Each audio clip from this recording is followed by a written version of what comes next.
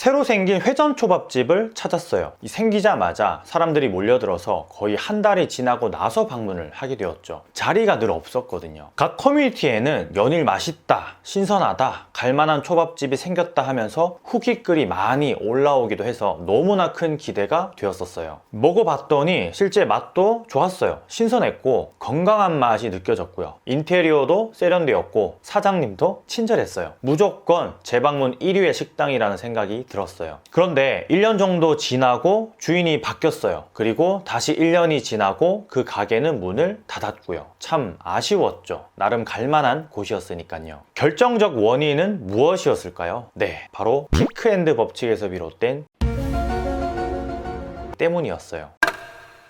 제가 좀 전에 말씀드린 이 식당은 필리핀에서 주재원으로 근무를 할 때 생겼던 곳인데 저도 여러 주변 사람들에게 소문을 내고 싶을 만큼 마음에 들었던 곳이었어요. 사실 처음 이 식당의 오더 시스템은 뷔페식이었어요. 회전 초밥 뷔페였죠. 내가 원하는 초밥을 2만 원 정도를 내고 마음껏 먹을 수 있는 곳, 그리고 회전이 되고 있는 기계 위에 내가 먹고 싶은 초밥이 없으면 직접 벨을 눌러서 직원에게 요청을 하면 이 서빙까지 해줬어요. 주문 내역서 도 가져다 줬으니까 내가 뭘 주문했는지도 알 수 있었고요. 아마 여기서 문제가 발생되었던 것 같아요. 찾으셨나요? 이 사장님의 마진이 조금씩 줄었던 거겠죠. 이 원가가 비싼 초밥들을 따로 많이 주문을 했을 테니까요. 그냥 위에 있는 초밥을 먹는 게 아니라. 그래서 중간에 시스템이 한번 바뀌게 되는데 테이블에 있던 벨이 없어졌어요. 또 얼마의 시간이 지나서 가보니까 주문을 받던 여직원이 사라졌고요. 네, 초밥을 만드는 셰프에게 직접 주문을 하게끔 그렇게 변경을 했더라고요. 여기서 제 지인들은 거의 죄다 더 이상 가지 않는 식당, 불편한 식당으로 낙인이 찍혔는데 아까 말씀드렸던 피크앤드 법칙이 여기에 적용된다라고 생각하시면 돼요.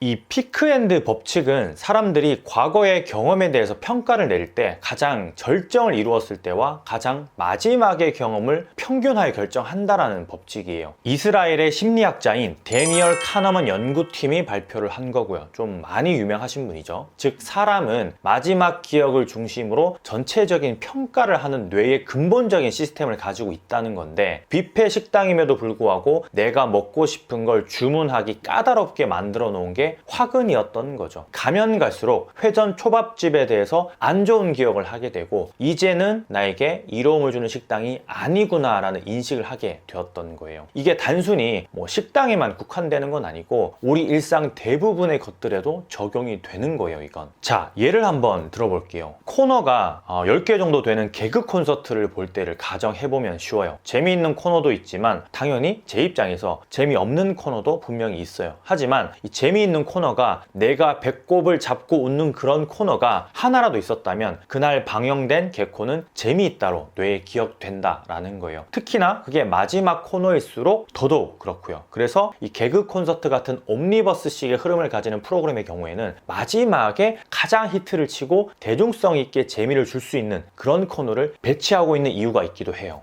헐리우드 영화에서는 유독 해피엔딩으로 끝나는 영화가 많은데 이 역시 마찬가지예요. 헐리우드 영화의 경우에 예산이 대부분 천문학적인 비용이 드는 작품들이 좀 많기 때문에 자칫 해피엔딩이 아니라 이 새드 엔딩으로 끝이 나게 될 경우는 입소문이 나지 않게 되고 흥행에 실패하면 엄청난 막대한 손해를 보기 때문에 늘 해피엔딩으로 마무리를 짓기 위해 애를 써요. 설령 작가가 이 시나리오 작가가 새드 엔딩으로 좀 예술을 표현하고 개인만의 어떤 그런 걸 표출하고 싶었다고 할지라도 이 투자자들의 적극적인 요청으로 인해서 해피엔딩으로 스토리가 수정되는 경우가 많고요. 이게 다 피크앤드 법칙 때문에 일어나는 현상이라고 생각하시면 돼요. 식당은 이런 피크앤드 법칙이 너무나 잘 적용되는 공간이에요. 중간중간 무언가 특별한 경험, 기분 좋은 경험을 하나라도 시켜주고 마지막 마무리를 좋게 끝맺음을 해야 재방문이 일어난다라는 뜻이에요. 아주 쉬운 예로 음식이 맛있었다고 해도 머리카락이 나오면서 제대로 된 응대가 되지 못하고 기분이 상했다면 다시는 그 식당을 찾지 않는 것처럼 이 피크앤드는 서비스 업종에서는 절대 빠져서는 안 되는 심리 법칙이에요. 방식이에요. 제가 초반에 말씀드렸던 회전 초밥집은 중간에 마진이 박혀서 매장을 넘긴 건데, 새로운 주인은 아무것도 모른 채 그냥 그대로 운영을 하다가 폐업을 하게 된 거였어요. 더더욱 서비스에 대한 불만이 커진 사람들 때문에 운영이 어려워졌던 거죠. 이를테면 회전기계 위에 올려져 있는 초밥은 대부분이 원가가 좀 저렴한 유부초밥, 계란초밥, 조개초밥, 생선초밥이라도 생선의 원가가 조금 저렴한 그런 위주였기 때문에 사람들은 초밥을 만드는 셰프에게 참치며 연어며 먹고 싶은 걸 다 따로 주문했는데, 이 주문을 받는 셰프의 응대가 그다지 썩 좋지 않았었어요. 물론 다 만들어 주기는 만들어 줬겠죠. 다만 주문을 하는 손님들이 눈치를 보게 되면서 재방문을 하고 싶지 않은 식당으로 기억에 남게 된 거예요. 결정적인 순간, 즉 영화에서는 이를 클리프 행어라고 하는데 식당에서는 다들 아시겠지만 MOT, Moment of Truth, 즉 진실의 순간에 만족하지 못하는 서비스가 실행이 된 거죠. 제가 훗날 후쿠오카를 여행하다가 한 회전 초밥집을 가게 되었는데, 그 집은 각 테이블마다 테이블 오더를 할 수 있게 시스템을 구비해 놓았었어요. 내가 먹고 싶은 초밥을 태블릿 오더로 터치를 하면 그 초밥이 내가 앉은 테이블 번호를 달고서 우리 앞을 이렇게 지나가는 거예요. 다른 테이블에 앉은 손님들은 그 초밥을 먹질 못해요. 제 테이블 번호가 깃발로 꽝 박혀가지고 오니까요. 이곳은 이 요리를 하고 있는 셰프에게, 바빠 보이는 다른 직원에게 주문을 하지 않아도 되고 그저 손가락으로 터치만 하면 되는 그런 구조예요. 뷔페가 아니었고 가격도 비쌌지만 너무나 편안하게 식사를 할 수 있는 구조이다 보니까 다음에 꼭 다시 가고 싶다는 그런 마음이 생길 정도로 좋은 기억이 남았어요. 너무나 정반대되는 스타일의 회전 초밥집이죠. 물론 초반에 말씀드린 회전 초밥집 역시도 이 주문을 받는 셰프의 응대가 괜찮았다면 문제가 달라질 수 있었을 거예요. 다만 요리를 하고 있는 셰프도 이 사람이고 여러 사람들의 오더가 그리 쉽게 친절하게 기억할 수 있을 정도의 내공은 요리사로서 좀 참 힘이 드는 거죠. 그런 부분을 사장님은 당연히 몰랐을 거고 벨까지 없애면서 좀 더 편안하게 운영하고 싶다 보니까 단골이 줄어든 계기가 된 셈이었어요. 모 프랜차이즈의 가맹점 점주 CS 교육을 보면 버선발 응대라는 교육이 있어요. 이게 무언가 하면 버선발이라는 비유적 표현을 그대로 옮겨 놓은 건데, 말 그대로 이 버선발은 신발을 신지 않은 발이라는 거예요. 즉 손님이 오거나 갈 때 그만큼 극진히 응대를 해야 한다라는 거죠. 이유는 첫 기억과 마지막 기억을 모두 좋게 해야 재방문이 이루어지기 때문이고요. 이게 해당 프랜차이즈의 핵심 CS 교육이었는데, 해당 프랜차이즈 대표가 10평의 작은 가게에서부터 전국 수백 개의 가맹점을 낼 수 있었던 원동력이었기 때문에 늘 강조하는 부분이었어요. 피크앤드 법칙을 제대로 알고 계신 거죠. 참으로 안타까운 건 많은 외식업 고수분들이 강의에서 이야기하는 이런 아주 사소한 것들, 그리고 MOT 이런 것들을 실제 이제 막 창업을 하시는 분들은 잘 들으려고 하지 않아요. 그거 나도 다 알고 있는 건데 라고 하면서 말이에요. 머리가 긴 여성을 위해서 머리끈을 비취했어요. 손에 묻는 걸 싫어하는 손님을 위해서 위생장갑을 기본으로 제공해요. 혹시나 몰라서 생리대도 준비해 뒀어요. 식사 후에 이를 닦고 싶어하는 손님이 있을까봐 한 켠에 일회용 칫솔과 치약을 뒀어요. 위생에 유독 민감한 분들을 위해서 수저집과 살균 소독되는 수저집을 사용해요. 소주 회사에서 주는 앞치마 대신에 위생적인 일회용 앞치마를 사용해요. 매장 청소보다 화장실을 더 깨끗하게 청소해요. 등등등. 너무나 하찮고 누구나 다 아는 이야기이고 식상한 부분이라는 생각에 고수들이 이런 이야기를 하면 고개를 갸우뚱갸우뚱거려요. 그거 다 아는 거라고 말이에요. 그러다 보니까 이 고수분들은 더 새로운 걸 이야기해야 하나 하고 고민을 하게 되고요. 서비스업에서의 좋은 기억, 엔딩의 순간은 재방문을 하느냐 하지 않느냐로 귀결되는 아주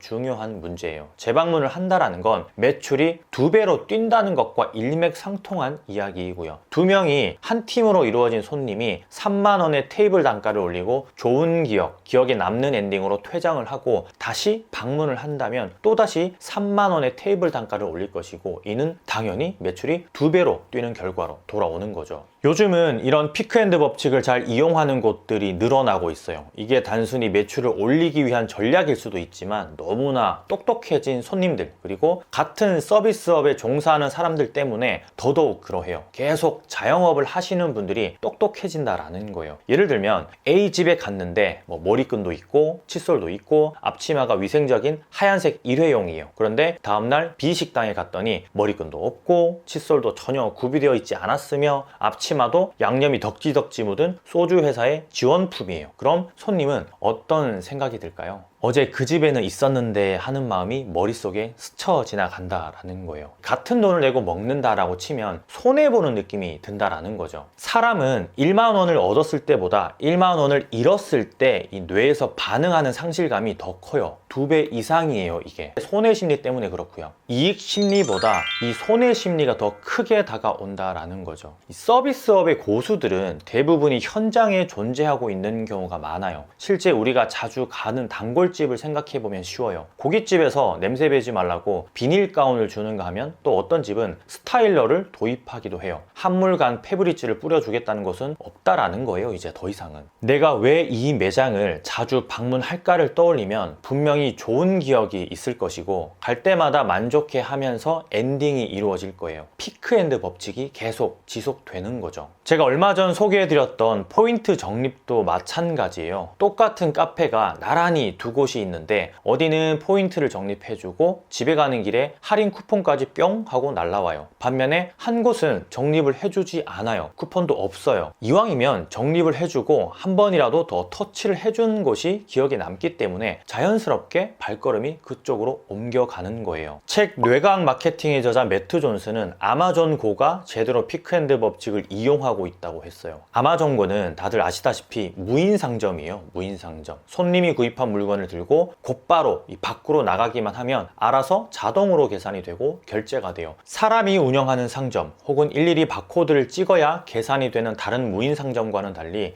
훨씬 기억에 남고 기분을 좋아지게 하는 역할이 마지막에 몰려있는 셈이에요. 지금 여러분들이 매장 곳곳의 요소마다 비치해 놓은 손님들에게 좋은 기억을 심어주는 일, 하찮고 사소한 것이라도 포기하거나 그만두지 말고 계속해서 한번 찾아 나가봤으면 좋겠어요. 그게 진짜 얀 칼센이 말하는 이 MOT, 모멘트 오브 트루의 근간이고 지금 우리에게 필요한 서비스이지 않을까 생각해요. 이상 건프로였고요. 오늘도 손님들의 만족을 위해서 노력하는 부분 깊게 응원드리면서 들어갈게요. 감사합니다. 많이 파세요.